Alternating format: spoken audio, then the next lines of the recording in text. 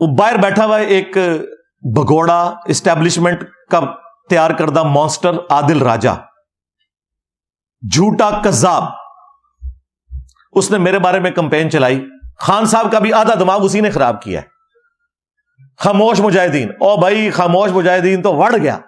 ہاں وہ جو شیر مروت بھائی نے کہا تھا نا، چلو اس کو میں اردو میں بول دیتا ہوں، مر گیا، پنجابی میں وڑ گیا. اچھا یہ وڑ گیا کو پنجابی میں کوئی برا لفظ نہیں ہے. ہاں یہ ہے کہ یعنی کولیپس کر گیا، اب کہنا کھڈے وڑ جا کے. وہ یہ بات کوئی اس معنوں میں نہیں ہوتی جس میں مولوی لے لیتے ہیں. ہاں تو خاموش مجاہدین کہہ رہا ہے جی انجینئر صاحب کو آئی ایس آئی والوں نے بلا کے ٹاسک دیا، اور جاہل آدمی تو پہلے دیکھ تو لے یہ ویڈیو کون سی ہے. یہ وہی والی ویڈیو ہے جس کے کچھ چیزیں تو نے خود شیئر کروائے تھے، کعبے کی چھت والا بیان اور باقی چیزیں. اس میں سے کلپ بعد میں نکلے ہوئے ہیں. میرا کون سا نیا بیان ہے؟ جب میرا کوئی بیان ہی نیا نہیں ہے، تمہارا یہ دعویٰ کرنا کہ انجینئر صاحب بک گئے تو تمہارا مقدمہ تو وڑ گیا. ہاں بیان ہی پرانے ہیں. یہ خاموش مجاہدین، اس نے خان کو بھی تباہ کیا، کتنے پی ٹی آئی والوں کو تباہ کیا، اور وہ کہہ رہے جی وہ ان کو آئی ایس آئی والوں نے بلایا. ان کی جرت ہے مجھے بلا جائیں بھائی. آج تک میرے بھائی کسی کی جرت نہیں ہوئی میرے ساتھ یہ بات کرے.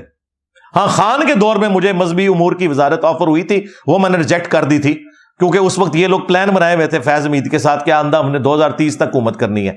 مجھے پتا تھا کہ یار یہ ہے ہی غلط ہے، چاہے یہ کرتے بھی رہے، میں نے سسٹم کا حصہ نہیں بننا.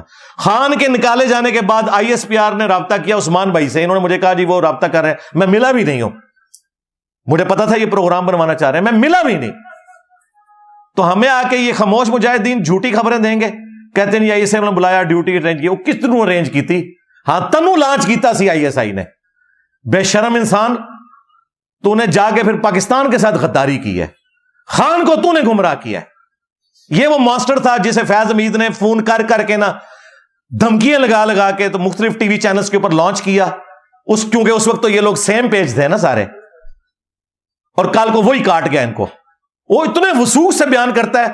اب آپ پی ٹی اے والے سمجھ لیں یہ جو باقی باتیں بھی کرتا ہے نا وہ بالکل جھوٹ ہے، کیونکہ مجھے تو پتا ہے کہ میں کہیں نہیں گیا، نہ میری کوئی ڈیوٹی لگی ہے، اور آپ کو بھی پتا ہے کیونکہ ویڈیوز ہی پرانی ہے، تو نیا تو میرا کوئی بیان آیا ہی نہیں ہے. اگر کوئی نیا بیان آتا تو پھر آپ ضرور کہتے وہ بیان تو میرے سارے پرانے ہیں، اپنی مرضی کے انہوں نے نکال لیے تھے. تو مجھے اب یہ یقین ہو گیا ہے کہ یہ خاموش مجاہدین تو وڑ گیا.